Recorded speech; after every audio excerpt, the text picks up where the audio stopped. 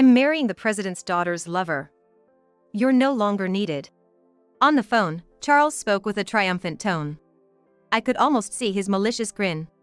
I've finally started to catch a break. Staying with you, I'd be stuck as a regular employee forever, but now I'm gonna strive to be the next president. He said, laughing. It was as if he was implying that not being able to climb the career ladder was my fault. Charles had this weakness in his character. He tended to blame others when things went wrong. I used to be able to forgive that. Back when I still loved him, but not anymore. My patience has run out. I can't forgive Charles anymore. I have to take action. To make Charles realize his mistakes. My name is Sarah. I just turned 40 a few days ago. I married Charles when I was 25, and we both worked together. I quit my job when our first son was born, but after giving birth to our second son, I started working part-time at a nearby supermarket. Living on Charles's income alone was a bit tight. Our sons are both enthusiastic about their studies and sports, and I'm excited about their future. But Charles was indifferent even to them. To be precise, he had little interest in his family. Naturally, he barely spoke to me either, just the necessary greetings every day, and we hadn't had a real conversation in years. There's a parent-teacher conference at our younger son, Tim's school. I had pressed Charles about it. Let's go see it together on that day. I got it. We were both supposed to take a day off to attend the conference. But on the night before, Charles suddenly said this. Going to a parent-teacher conference, it's already more than enough if one parent shows up. I think I'll pass. What are you suddenly talking about? Tim is looking forward to having both of us come. Why would he say something like this out of the blue? Despite my reproachful gaze, Charles calmly said. I'm busy. Don't lump me together with the part-time old ladies. Who are you calling an old lady? Who? I snapped back at him half-jokingly, but I was hurt inside. I'm almost 40, and for the past 15 years since we got married, we've mostly been working together. Because of that, we've grown apart, and a rift has formed between Charles and me. I knew that, which is why I invited Charles to the parent-teacher conference, hoping to communicate through Tim and reconnect with him. But Charles just coldly said, if you don't want to be treated like an old lady, then maybe you should care a bit more about your looks. I'm fine being an old lady. I stuck my tongue out at him. Charles left, and I let out a sigh when I was alone. But I take a look in the mirror. There was a middle-aged woman with a slender waist reflected back at me. In addition to my part-time job, until last year, I had also been taking care of my mother-in-law. Her dementia was getting worse, and she started wandering around at night. I had many sleepless nights because of my mother-in-law. Mom sleeps during the day, so she doesn't require much attention. But at night, she walks around all night long. Being bedridden would be worse, right? Mom wants to get some exercise too. Charles fell back asleep without a care, even though he was talking about his own mother. I was the only one burdened with the hardship. As I aged, it became tougher to balance my part-time job and caregiving, so I had to put my mother-in-law in a nursing home, though it broke my heart. Please, come visit me from time to time, she said with a look of anxiety. I do bring my sons to visit her as much as possible. But Charles has never visited his grandmother. I also attended Tim's parent-teacher conference alone. Charles came home later than usual. I could tell he had been out drinking with his colleagues from the smell. My eldest son, Mark, was acting sneaky. Following his brother's lead, Tim also started behaving more distant towards me. Both of them are entering that difficult age. Despite thinking I shouldn't interfere too much, I couldn't help but worry. I decided to confront the two of them. Come on, tell me the truth. What are you guys hiding? Actually, Mark exchanged glances with Tim before finally giving in and speaking. Your birthday is coming up soon, right? So we decided to pool our allowances together and buy a cake. What? I was wide-eyed. I glanced at the calendar. Come to think of it, my birthday is just 3 days away. To be honest, turning 40 isn't something I'm particularly thrilled about. Yet, I found myself smiling, overjoyed by my son's feelings. On my birthday, true to their promise, the boys brought home a cake. Mom, we even tried to decorate the room for you, Mark said proudly. The decorations were clumsy, but the entire room was adorned with origami decorations. I was filled with happiness. Until Charles comes back. What the hell is this? As soon as he entered the room, Charles flew into a rage. I'm exhausted, you know. Can't I get some rest at home? What is all this? These ridiculous decorations. But today is Mom's birthday and a birthday at her age? Must be nice. With that, Charles tore off the decorations that were on the nearby wall and threw them in the trash. Clean this up right now. And bring me a beer. Hey! What do you think you're doing to these kids' feelings? I raised my voice. This was just too much. My heart ached as I watched my sons start to clean up, disheartened. What? Sure, I'm 40 and a grown woman, right?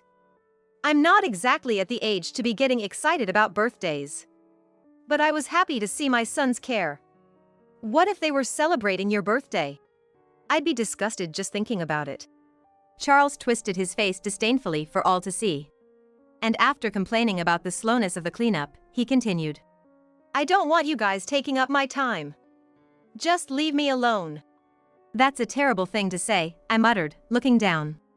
My sons were on the verge of tears as they cleaned up the decorations. That's when Charles noticed the cake on the table. I'll consider this a bonus for my hard work today. Mark and Tim were wide-eyed. In front of all of us, stunned, Charles grabbed the cake with his hands and shoved it into his mouth. Tim started crying. Mark was rubbing his back. His eyes were also filled with tears. What are you doing? You should go on a diet, you know. You shouldn't be eating this kind of stuff. Charles said, smirking. And just like that, Charles had ruined my birthday and the boys' efforts.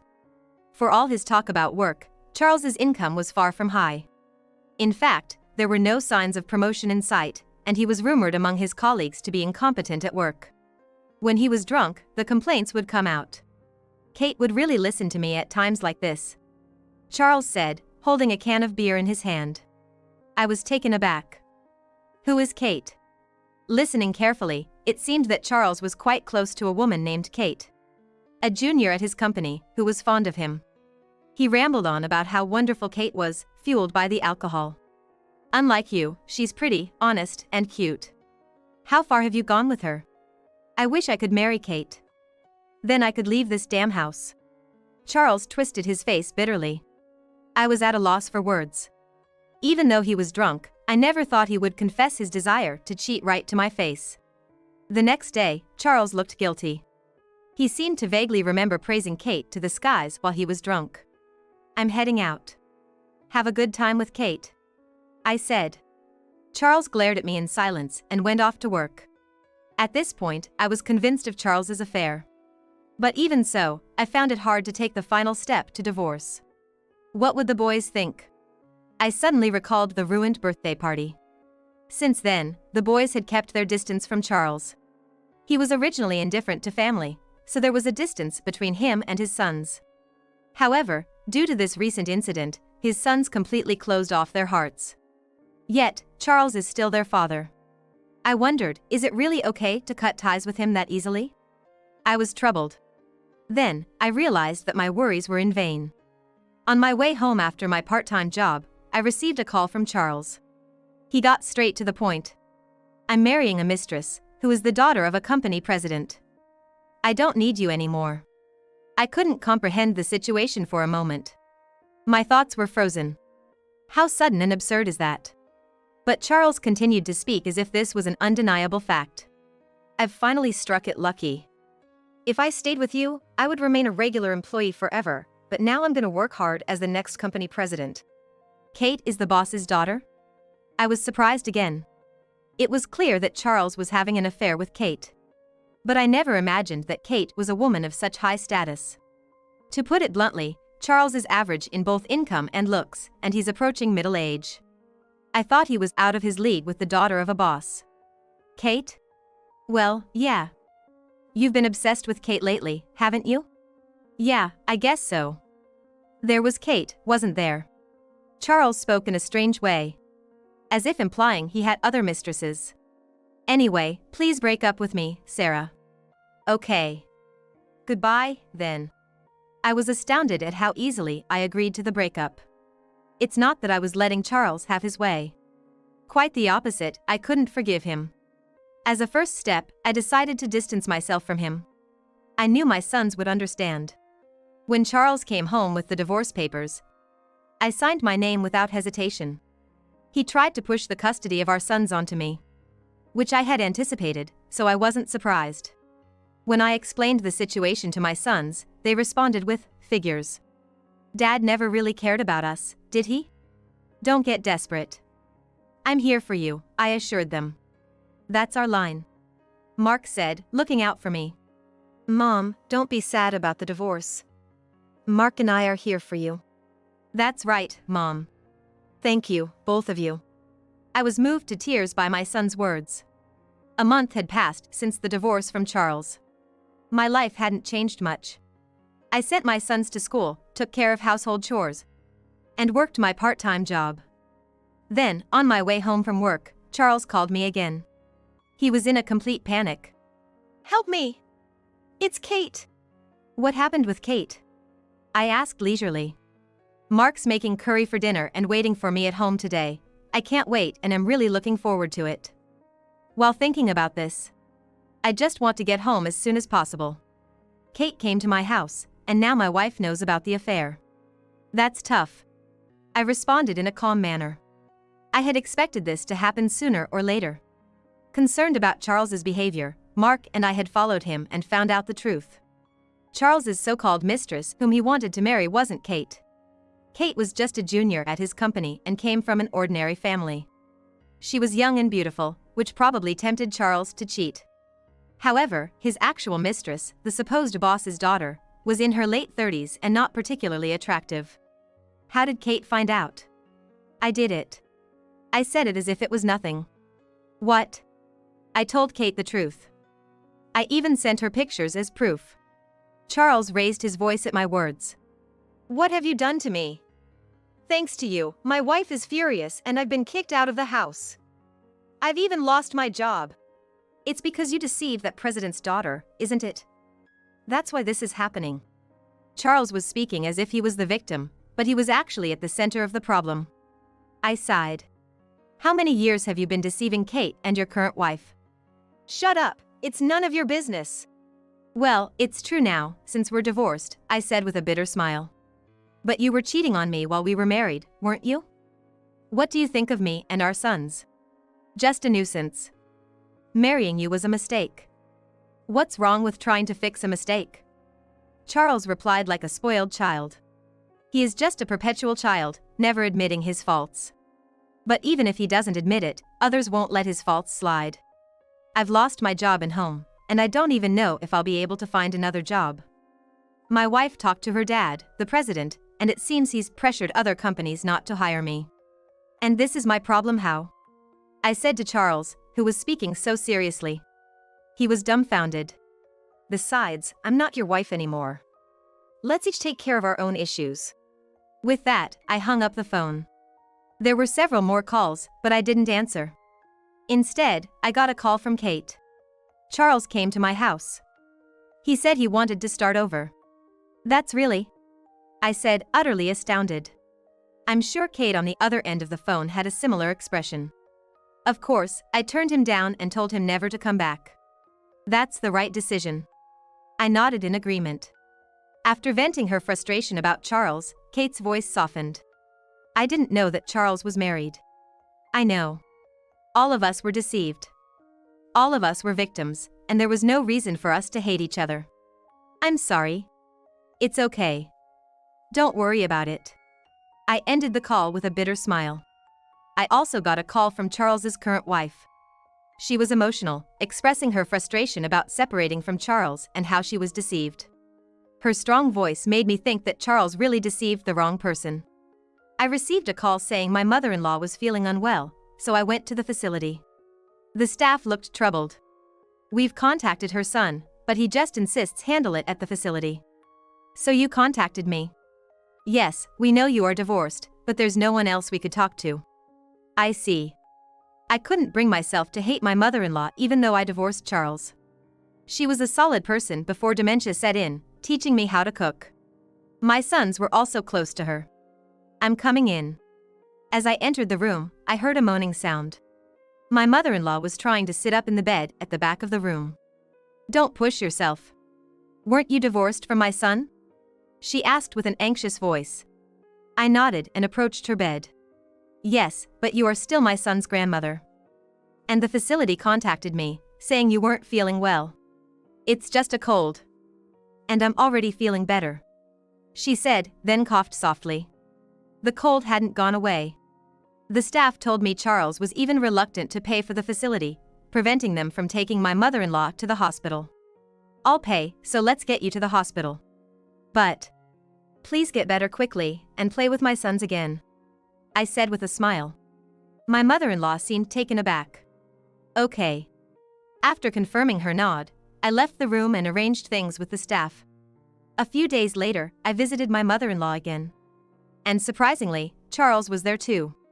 However, the content of their conversation was terrible. Mom, I just need a little. Can you lend me some money? Why do you only show up when you're in trouble? Don't be mad. Charles continued to speak in a soft voice, seemingly unaware that I was standing at the entrance of the room. Mom, you must have some of Dad's inheritance left, right? Give it to me. Don't talk nonsense. His mother snapped back sharply, her anger seemingly overcoming her illness and giving her a moment of clarity. The money is for the grandchildren. They'll need it if they're gonna go to college. And I also want to give some to Sarah, who has been very kind to me. That woman is a stranger to us now. Even if she's a stranger, she's kinder than you are. His mother retorted firmly. The inheritance will go to the grandchildren. You won't get a penny from it. Mom. Charles's voice took on a pleading tone. But it was in vain. When his mother noticed me, she smiled warmly. Please take care of the grandchildren, Sarah. Yes, ma'am. I nodded solemnly. Charles was still trying to press his case, but he was escorted out of the room by a concerned staff member who sensed that something was amiss. I later learned that his mother, anticipating that her illness would soon leave her incapacitated, had consulted with a lawyer through the facility to ensure her wishes were followed. Charles had been persistent in his visits, but in the end, his mother's resolve did not waver. When Tim came home from school, he exclaimed in a voice close to a scream. Dad came to my school today and said he wanted to live with me all of a sudden. Given his previous indifference, it was hard to believe he had suddenly started to feel lonely. Besides, Tim was set to inherit from his grandmother. It seemed likely that Charles was trying to take him away in the hope of getting his hands on the inheritance. Are you okay? I asked. Yeah, I ran away. Something's definitely not right. Dad wouldn't want to live with me. Tim was unaware that he was the chosen heir to the inheritance. But he still sensed that something was off about his father's sudden appearance. He might go to Mark's place too. That's a possibility, I replied, hastily getting ready to go pick up Mark. Stay at home, Tim. Don't open the door for anyone. Got it. I left Tim nodding in agreement and rushed out on my bike. I found Mark confronting Charles midway on his way home from school. Both of them wearing stern expressions. Just go away. I don't want anything to do with you anymore. Don't say things like that, come on. Charles pleaded, reaching out his hand to Mark. But Mark turned and ran away. Hey, stop. Help, please. There's a strange man here, Mark called out, effectively labeling his biological father as a strange man. It was harsh. But given Charles's past behavior, it was not entirely unjustifiable. Mark noticed me and latched onto my arm, saying, Mom, get rid of him, please. Charles, that's enough, I said, stepping in between them to protect Mark. Charles glared at me, grinding his teeth. This doesn't concern you. Let me talk to Mark. Mark is my son, I declared. I had been the one to raise him from birth. Charles hadn't even held him as a baby. While he was out enjoying his weekends, I was at home, overwhelmed with childcare. And now he wanted to talk? Most likely, he wanted to convince Mark to renounce his inheritance, so the money would come to him instead. Mark, go call for help, I instructed. Okay. Mark nodded and ran off. And as Charles tried to follow, I warned him. If you continue to bother my family, I'll have to call the cops. What did you say? Charles was red in the face, looking like a demon. You've ruined my future, he said. Well, you had it coming, was the response. The current state of Charles was the result of him lying to 3 women, including myself. However, Charles couldn't understand that. Incapable of admitting his own faults, Charles remained immature, with no progress or growth in his life. Over here, shouted Mark, returning with a few men. Suddenly, Charles turned timid. He tried to run away, but was surrounded by the men. Charles was then taken to the police station. He was labeled as a stalker and was prohibited from approaching or interfering with us. Nevertheless, just to be safe, arrangements were made for the school teacher to drive my sons home. I apologize for my ex-husband causing trouble. No, the hard part is on Mark and the boys, said the teacher. Charles still calls, even now. But none of us in the family pay him any mind. With support from those around us, we've successfully pushed Charles out of our daily lives. Choosing a holiday, my sons and I visited my mother-in-law. She was dozing off, but when Tim ran up to her, she showed a smile. Thank you for coming. Tim, Mark. It's been a while, Grandma. Mark started a cheerful conversation with my mother-in-law. According to the caregiver, her condition is slowly worsening. Eventually, she might forget about all of us. I hope to create as many memories as possible with my sons before that happens. After spending a good amount of time with her, it was time to leave. Walking down the hallway of the facility, my sons seemed restless. Mom, can I talk to you for a sec? What is it? Tim hesitantly took my hand. And Mark took the other.